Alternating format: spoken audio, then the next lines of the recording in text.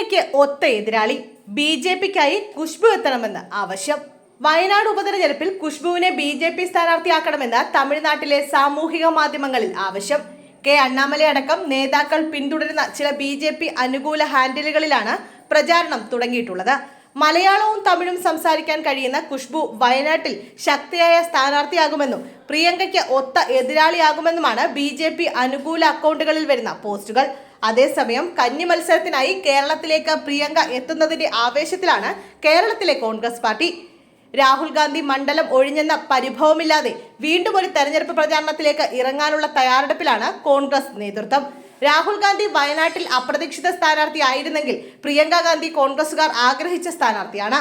രാഹുൽ ഒഴിഞ്ഞാൽ പ്രിയങ്ക വരണമെന്നാണ് ലീഗ് നേതൃത്വം ഉൾപ്പെടെ AICCയോട് ആവശ്യപ്പെട്ടത്.